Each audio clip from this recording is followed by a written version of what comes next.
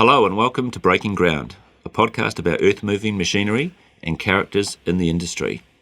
Both your hosts work for TerraCat, New Zealand's Caterpillar machinery dealer. I'm Richard Clark. And I'm Marty Turek. In this podcast, we hear stories from a wide range of people, and today we're introducing Bill Hurlstone. Bill is a very well-known figure in the New Zealand contracting industry. From his early beginnings as an apprentice mechanic in the late 1950s to having Hurlstone Earthmoving, acknowledged as having the largest cat fleet in New Zealand, Bill's seen a lot in his time. We're looking forward to having him share a few stories with us from years gone by, and it's a pleasure to have you in the studio today. Welcome, Bill. Thank you. So Bill, take us back to your formative years growing up. Tell us about those early years and from where that mechanical interest came from that you had through the rest of your life. Well, I go back to my childhood, I suppose. I was the fourth child of five of us, and my parents had 30 acres in Egmont Village and milked 12 cows by hand. And I used to go down and wind the separator up to separate the cream from the milk and take it out to the cream truck that came along. So boiled the jug down there in the mornings as well. But from there I went to Egmont Village School, primary school, and then first year pupil at Inglewood High School. And then when I left there, my dad got me apprenticeship with W.R. Phillips in New Plymouth, the Humber and Hillman agency. So I did 9 years there, 4.5 years, got my A grade ticket, and then stayed another 4.5 years. Towards the end of that 9 years, I was doing part-time work for a contractor in Egmont Village, Don Marsh, with a 9U D6 Caterpillar.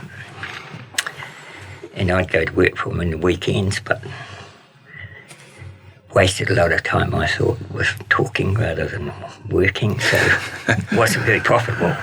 So, anyway, that's where it all sort of started. Now, and I understand a train ride and passing a Goff and Hamer billboard is a fond memory from those very early days. Yes, when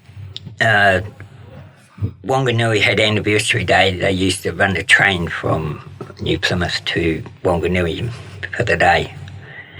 And we went down a couple of times and I go past the Goff and Hammer billboard with Caterpillar on it, and it always stuck in my, well, something attracted me to it anyway. And I wrote to them because we were doing a project at school, and they sent this A4 sized brown envelope with all these Caterpillar machines on, and I treasured that like it was the best gift I'd ever had. Well, remember those days, that happening. And I suppose that was the first time maybe having a bit of interaction with the CAT product all those years ago. Yes, was. Can you remember what some of those machines were that were in that envelope? Oh, God. Motor scrapers. Yep. A single engine one, I remember. And loaders. Like, I don't know whether 920s then or what they were, but yeah. And graders. Yeah, that's about it, I think. Yeah, we see those sort of things still floating around as some of the old history and memorabilia pops out. So, yes. So you sort of said you did your apprenticeship with W.R. Phillips. So you started that, it's about late 1950s, 58? 58. 58. So what do you sort of remember about your apprenticeship time and what was that sort of like? I did my apprenticeship in Taranaki as well, so it's sort of interesting to compare the two over the test of time. Yeah, well, I mean, I was so grateful to have a job, and I remember getting a first pair of overalls when it started and cycling around on this bike with a basket on the front to pick up parcels from Merv Lucas or wherever. Proud as, you know, but but then you get sent on to get a long rope or a sky hook that so naive about that you go to the spare parts for something they've asked you to get that it's just having you on. Anyway, that's part of growing up, I suppose. And it still happens in apprenticeships now. I was going to say, it should bring some memories back there, Marty. So. Yeah. So you then, after you sort of said you moved from W.R. Phillips and worked at the same time as you were doing your apprenticeship with Don Marshall, or was it afterwards that you sort of moved on to work with Don Marshall? I did some work before I left W.R. Phillips for him. And then he asked me to come work full time, so that's when I left there, because I wanted to be outside rather than in the pit with a light when the sun was shining outside. But, yeah. Yeah, I think the transition still doesn't change from everyone wanting to move out into the field and work in the field and stuff like that. It definitely has its appeal and sort of different machinery and stuff like that. So tell us a bit more about the D6 that Don had. Well, it was a donkey start motor on it and petrol, so you had to fire that up before you fired the diesel up. And now and again it wouldn't go, so you would be pulling hard in the thing without success, but there was always something wrong that why it wouldn't go. But if you did happen to get a belt off the thing, more of that magneto used to fire you up. So if you got a shock off that you'd just about do the work yourself. And it had if you want to angle the blade, you had to get out and turn the turnbuckles each side. Yeah. They were very nose heavy, so if you were working on soft ground, which we were, filling in creeks and things, like from the mountain down, there was all these streams and creeks that got either piped or filled over. Mm-hmm. So the farmer gained more ground. That was the reason for all doing it, and make it easy to work with tractors. But if you went an inch too far, nose went down when you went back, and it even went further down when you pulled the clutch to go back. Mm-hmm. You would just about bug it, you see. Sometimes you could push the hydraulic blade down a little bit and spin the tracks to get a bit of dirt under the tracks at the front, but 9 times out of 10 that didn't work. So you'd be there working by yourself, and if a farmer went to milk or get him to leave his tractor there, and you could bury the tractor's wheels and then hook the winch rope on and slowly ease yourself back if you were lucky enough. You soon learned not to go too far, because one spin too many and you were in trouble. And when you're in trouble, you're not making money, so you learned quite quickly, I thought. Yes. So it was mainly rural contracting sort of stuff that you did with Don Marsh? Well, yes, and worked on the first pipeline, the Kapuni to New Plymouth oil and gas pipeline. Nice. On a dry hire basis. $7 an hour we were getting dry hire. They supplied the fuel, and but it was quite good money, really, because quite often we'd be hanging on to a track grip digger, which was a digger on the back of a tractor, what they used on residential subdivisions, digging for sewer pipes and things, on good ground all right, but trying to scratch a trench through a stream with boulders and stones and didn't. So we had used to hang on to this tractor to stop it slipping back when it was trying to dig, but it couldn't dig much anyway. But yes. So it was pretty easy on the machine. I just had to sit there, just looking back with the winch rope on this. Yeah, so that did farm work as well as that work.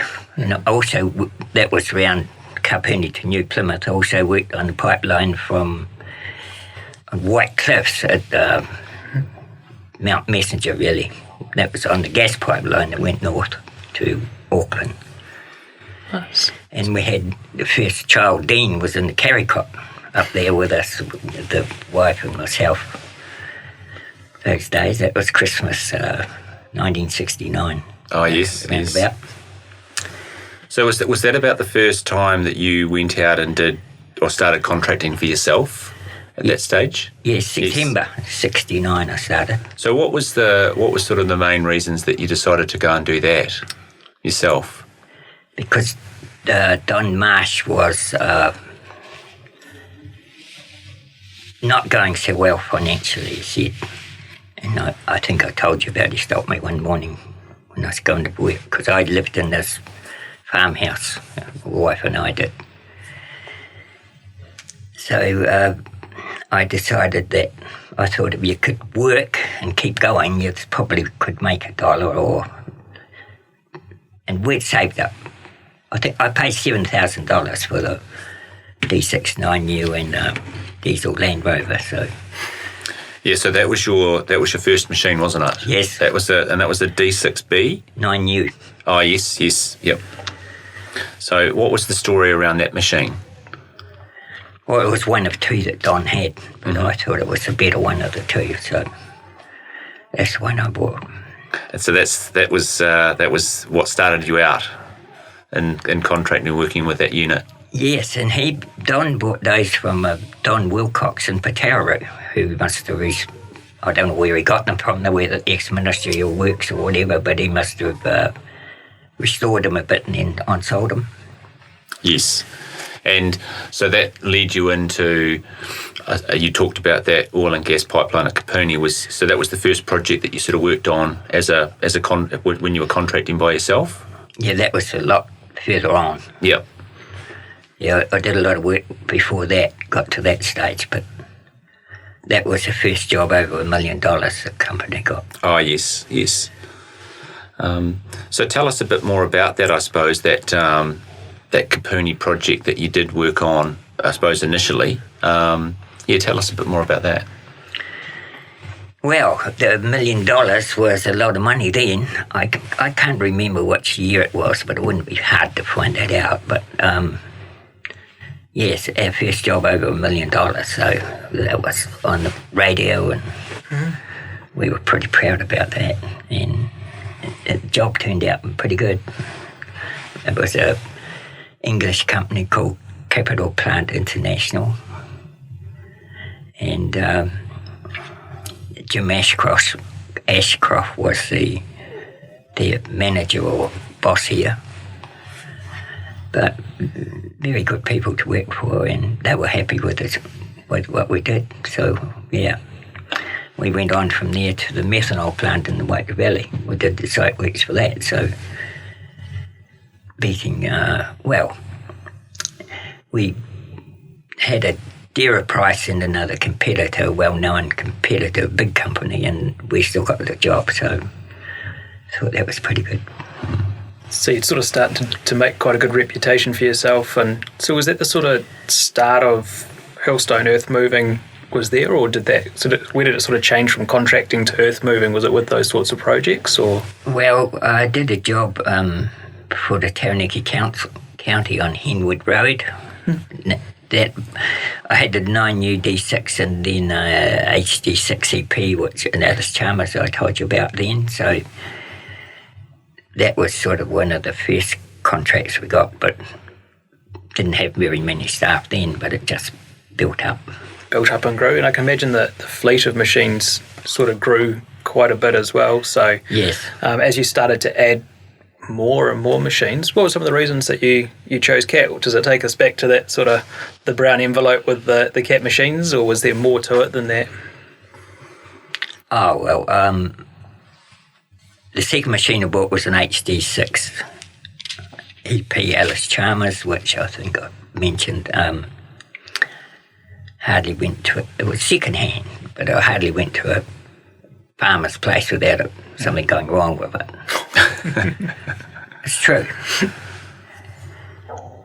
And so while it was quite well balanced and easy to, because it was power shift against the old manual clutch,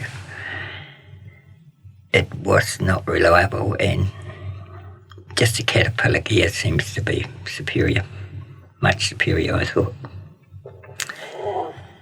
And so it proved with the D6B that I bought, the third machine I bought from, I remember two catchment board. And that was a very, very good machine. It was a kind on your pocket, best machine you could have on your pocket. And the D5 came out at the same time, power shift, but this thing would burn like half the hill because of gear drive. Yep. So I had both after a while, and it had a winch on it and hydraulics for a hydraulic scoop, so I bought the hydraulic scoop as well. And then we got into subdivisions and roading, and just business grew, I suppose. Grew and grew from there. Yeah. So that, I suppose, having the CAT product was one element of it. How did you find the local support of the golf branch? Was that a key part of your decision in sort of going with Caterpillar as well? And maybe the people that you're working with at the branch level too? Yes, well, I mean, my experience had been when Don Marsh with the Goff's Parts in Palmerston, you could ring them up. I think as late as 4 o'clock, and parts would generally be in the letterbox by 6:30 the next morning. That's in Upland Road out of Inglewood. It was pretty good service. I think came up on the rail car, the parts. And not very often they didn't have what you wanted. So Clary McNee was the branch manager and Pat Ryan was the parts man. Just rang them up and told them what you wanted. But, yeah. Sounds like they looked after you pretty well. Very well. Yes. So with those projects, how did you sort of get into them? Was it sort of a tender process and there was quite a bit of competition? I know you spoke about getting the tender over someone else, but is it sort of quite heated back then, or? Yes, I forget who the main opposition was for the well sites, but there was a fella, Doug, from Petrocorp. And then I got a relationship with him, so they'd want a well site done somewhere, and they'd just ring us up and say, they'd put a peg in the ground, say we want to drill here, and they'd need an area so big flat, and then roading to it. And so they'd worked like that for quite a few years, and then they had a fella, Jago, came into Petrocorp that changed things a bit. Relationship changed, but we did a lot of work prior to that. So I can imagine there's a fair few sites when you drive around Taranaki that would stand out to you, and you'd pick the ones that you know quite well. Yeah, probably forgot a lot of the drilling sites, but done a lot of road projects as well that are still standing well now. Some of them 30 years since we did them. Wow, that's very impressive. Are there any other sort of key projects, sort of roading, drill sites? Is there anything else that sort of stands out for you all these sort of years later on and that sort of thing? We did, when the big projects came along, Muldoon instigated that, and that's when they found oil and gas in Taranaki.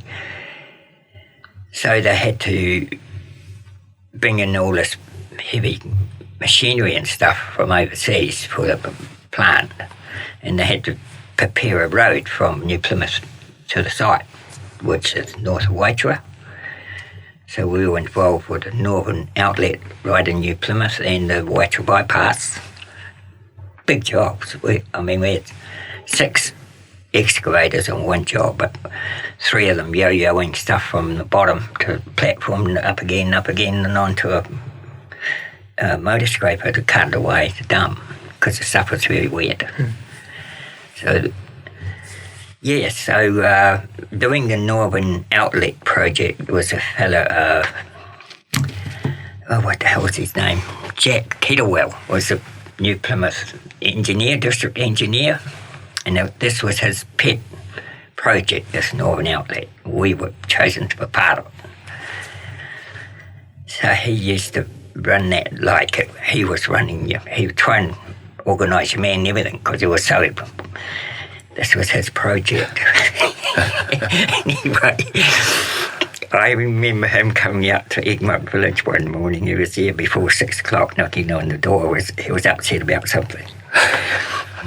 And he used to get so mad. Anyway, this morning he left was in such a hassle, huff, that he went down the road in his yellow Cortina, down the Egmont Village, Dunn Street, round the sharp left-hand corner with his door still open. And I don't know where we didn't fall out, but... He probably didn't have a seatbelt on back then either, did he? Another day, he came there and he was shouting, and I was in the trench about something. We were just as enthused about doing the job as he was. There was nothing wrong, but he liked to sort of poke his nose in with your stuff. He realised the next day he'd done wrong, so he did come and apologise.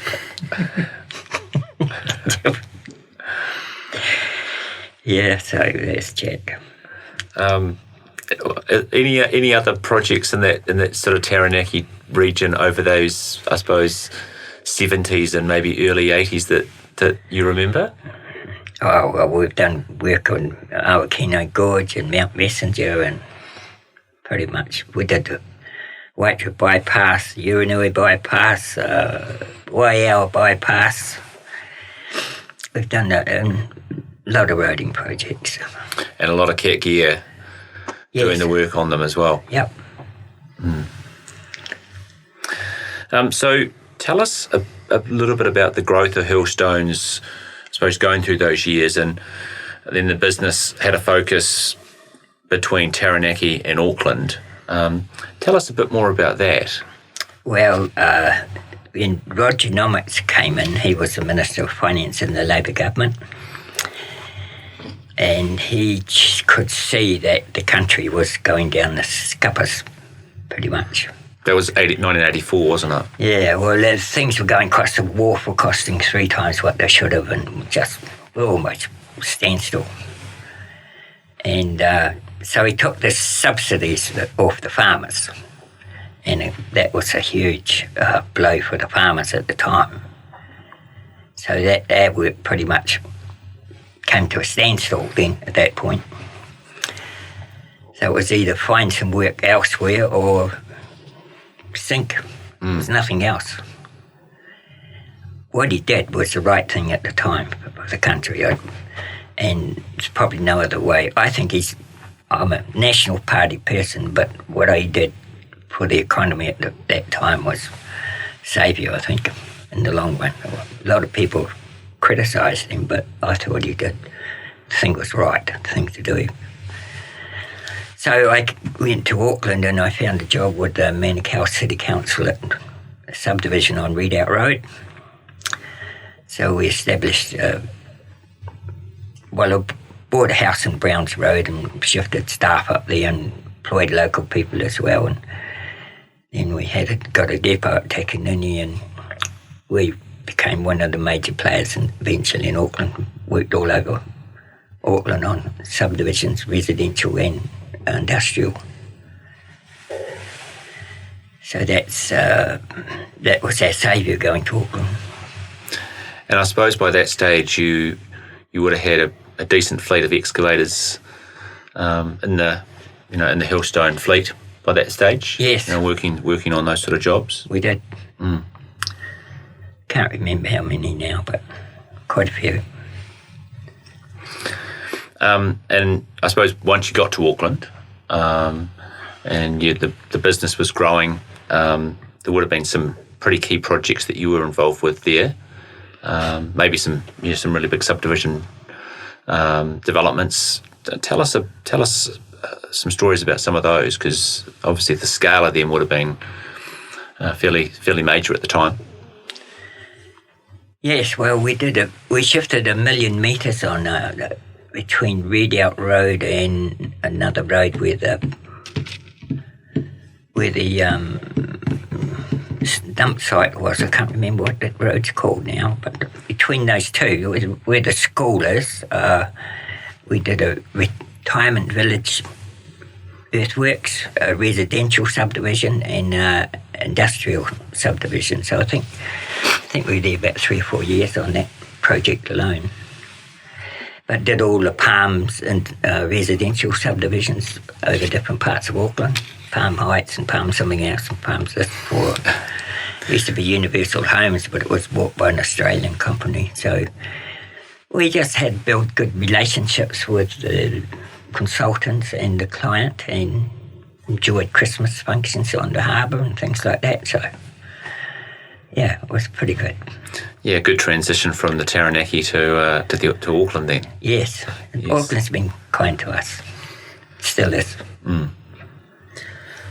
So you sort of touched on, like the moving away from rural contracting and things like that because of financial times and stuff like that. Obviously, there would have been some pretty big challenges that you would have come across during your sort of your career and everything like that. So what were some of the main challenges that you've sort of seen and come through over the sort of the period of time?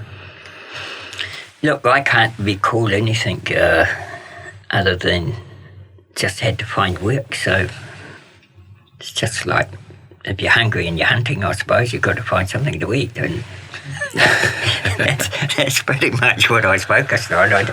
I don't recall the details what you're asking me, but it's just a matter of survival, I suppose.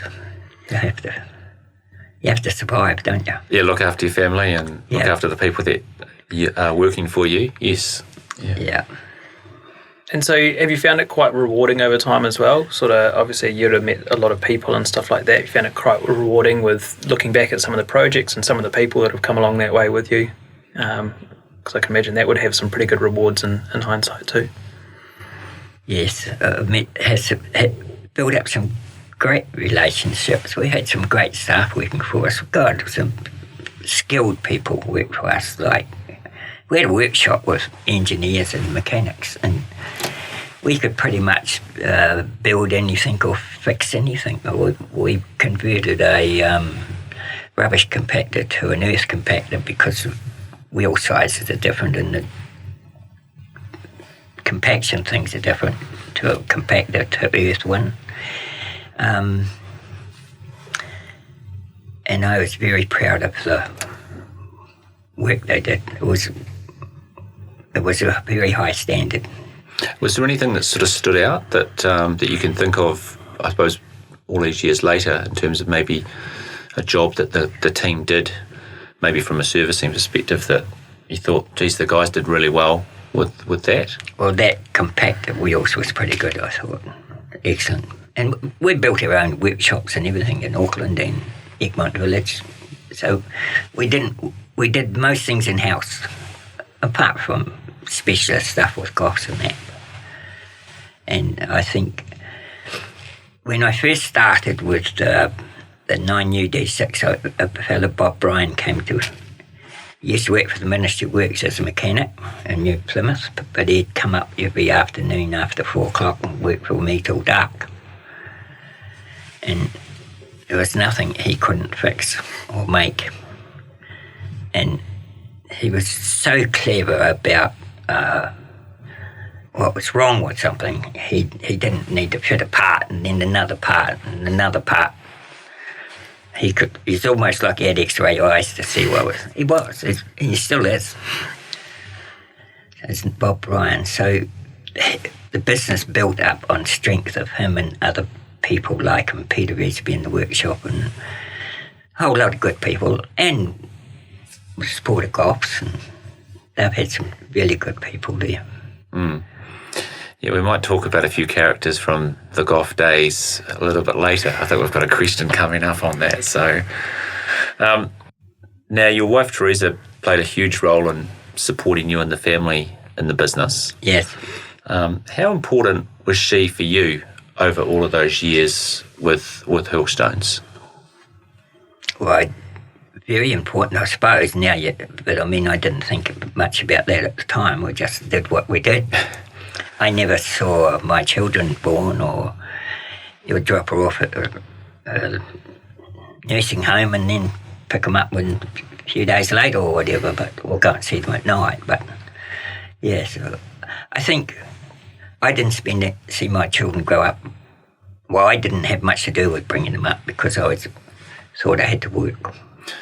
Yeah, sort of working from dawn till dusk, I suppose, 5 or 6 days a week. Yep. 7 days a week. 7 days, yeah. When it was fine. Yes, of course. It's always fun in Taranaki, isn't it?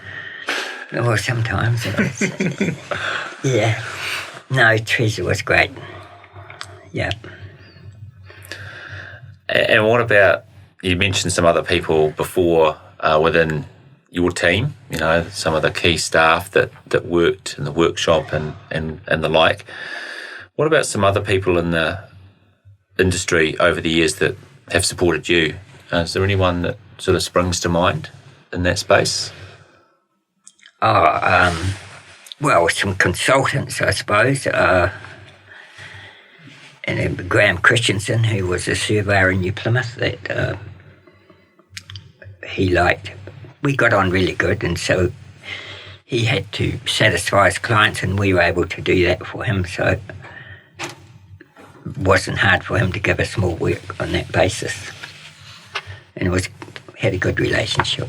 Yeah, because I know when we spoke, previously you'd sort of talked about, I think, like Bob Bowen, who was, the branch manager at Palmerston North. That would be correct. Yes. Yeah, and Hurricane, who was one of the old reps, who sort of looked after you, I think, in the Taranaki. But no, sorry. Yes. Bob Bowen was a salesman before he became branch manager. Oh, yes, yeah.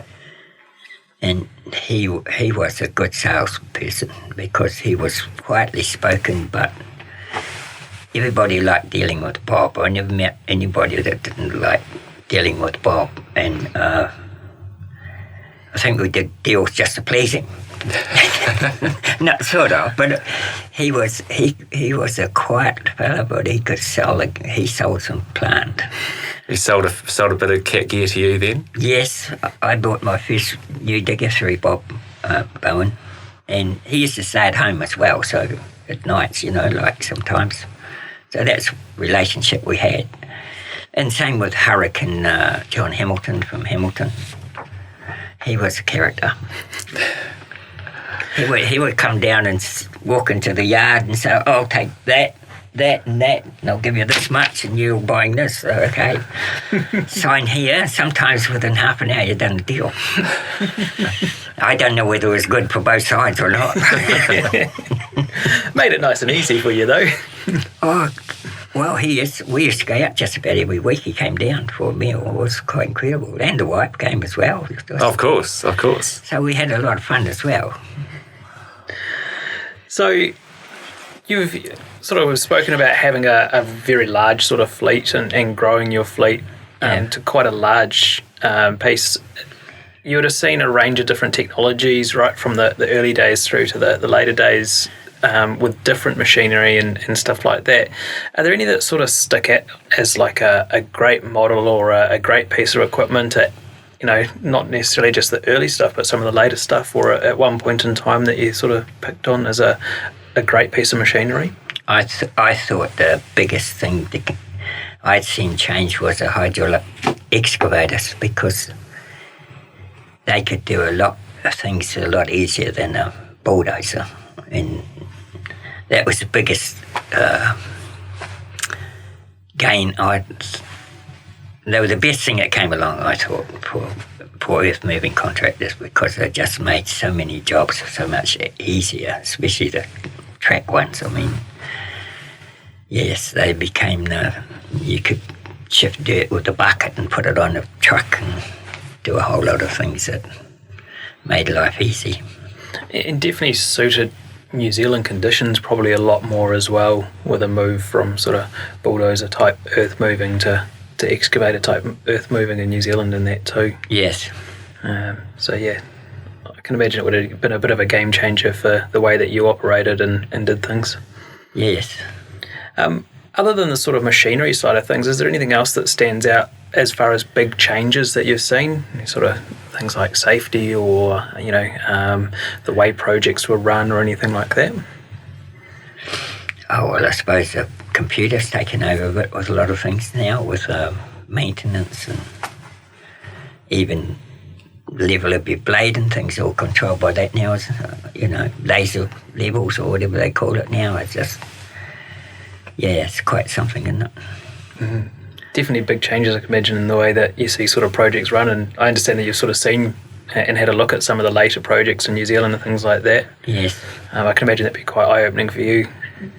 Well, when you had a bulldozer blade that you had to get off and do the turnbuckles manually to alter the level of your cut or whatever you were doing to just using a hydraulic lever, there's quite a lot of difference, and things have moved on. But we didn't know any different at the time. Any cool projects or gear that you've more recently seen that you might have been exposed to that you thought, yeah, that's pretty cool in terms of a project that you might have been taken over more recently? Well, probably a grader without a steering wheel and things like that. Yeah, you wouldn't be the only one there, I think. So, Marty, what do you want to say about that? Yeah, I think there's a lot of operators that found that as a big change in the way that they do things. Yeah. I suppose changing tact away from contracting. Yeah. I know you have a passion for horse racing. Yes. Where's that interest come from? I bought a horse for our daughter once, and so it started from there. And it was bought from the Waikato sales, and it came home at midnight, so off the float, so the wife called it Midnight Lady, and we built up a family from that, really. Had a bit of success here and there. Yeah, tell us a little bit about that, because you just didn't have the odd winner here and there. You actually were very successful. Well, she, as a 2-year-old, she won Welcome Stakes here in Christchurch, which was on yesterday, I think. Yeah. Yes, that middle day of the Cup week here in Christchurch in November, yes. Yes, and it won the James Sarton Memorial at Waikato. And then this family of a daughter won a trophy in Adelaide and almost won the Oaks in Queensland. And then I've had the odd one called Perlin that was owned by a Australian casino owner. Can't think of his name, but Graham Rogerson trained it, called Perlin. That won about $1 million Australian dollars. And Hardline, another one we bred, won Karaka Million a few years back. Yeah, and that's a huge race now. Yes. So it must have been a massive thrill you would have been on the track. Yes, watching and sharing at home. Yeah. Yes, it was. So that's good. Yes, that's it's quite a thrill to watch a horse win a race, but that doesn't happen that often, and it's quite expensive. But anyway, it's good when they win. And so you're down here in Christchurch this week. What's some of the things that you've been up to this week, and what do you do to keep yourself busy these days? I've got 30 acres at Egmont Village that I go to every day because we live in New Plymouth now. Yeah. So I've got stock to shift, and that pretty much fills the day in, and I've got some property in Auckland that I go and look after now and again, or I need to. But that's pretty much it, I think. It does still sound quite busy to keep you occupied. Busy as I want to be, yeah. Not quite 7 days a week, though. No. I do go out there 7 days a week, but I don't have to. Of course, yes, yeah, definitely. And how about as far as sort of the earth moving industry or the contracting industry, do you still have much to do with the industry, and do you still sort of keep in touch with people and things like that? Through Ho I do, yep. and other Caterpillar people, but... Oh, that's through Ho Hog, yes. Yeah. Yep. He's been a very good friend. Terry Locke. Had a trip overseas with Terry once. Yeah, he would have looked after you. Was that a trip to Con Expo, was it? Yeah. Yes. No, he's a good host, Terry. Yeah. And a good friend as well. Mm. We communicate quite a bit. Yeah. So Caterpillar have been good to us. Very good. And Goff family, of course. And Terra Cat now, but Goff name will be never forgotten, I don't think. Yeah, I think there's a lot of people in the industry that would agree with you on that, and they know the new name in terms of Terra, but that Goff family and Goff name certainly won't be forgotten anytime soon, that's for sure. Well, Bill, it's been it's been excellent catching up with you. I'd really like to thank you for coming on Breaking Ground. It's been great chatting with you today. And thanks so much to all our listeners. We hope you've enjoyed today's conversation with Bill. Thank you so much for coming along, Bill. I hope you enjoyed it. Thanks for having me. You're welcome. So, as always, we'd love your feedback. So, get in touch with us. Send us a message on any one of TerraCat's social media channels. And please keep an eye on TerraCat's Facebook page for details about next month's episode of Breaking Ground. Goodbye.